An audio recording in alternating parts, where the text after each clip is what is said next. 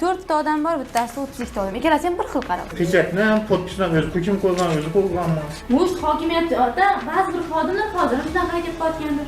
Pul berib, dokumentlashtirib olgan 6 sotik yerini. U joyda sotilgan bo'lishi mumkin. Ya'ni 22 ta odamga bittasini qonunib topayotgan bo'lsa, lekin ko'ringiz ikkita qarorda ham pechat bor. 32 to'g'rimi, 54 to'g'rimi deb turibsiz? 20 yildan ziyod nonimni yeb, nonko'rlik qilib o'tirgan. Shuni eski hokim ayblayapti. Ish ko'rishini buyruq bergan ekansiz. Shundan buyon siz bilan ko'risha olmayapti ekan, sizga yaqinlashtirishmayapti ekan. Siz qiynayotgan savol qaysi biri to'g'ri deysiz, qarang.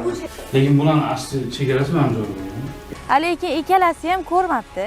Kadastr ham arxitektura ham. Men noto'g'ri bo'lgan taqdirda ham 32 noto'g'ri bo'lsin deylik.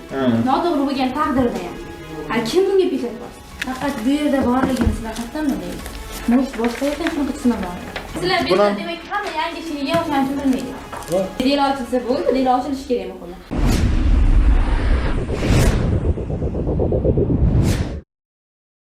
Xabaringiz bor, o'tgan videolarimizda Qoraqalpog'iston Respublikasi prokuraturasidagi holat haqida e'tiboringizga video havola qilgan edik.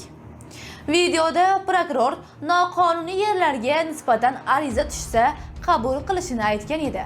Shundan so'ng tahririyatımizga Qoraqalpog'iston Respublikasi To'rtko'l tumanidan noqonuniy yer bo'yicha ariza kelib tushdi.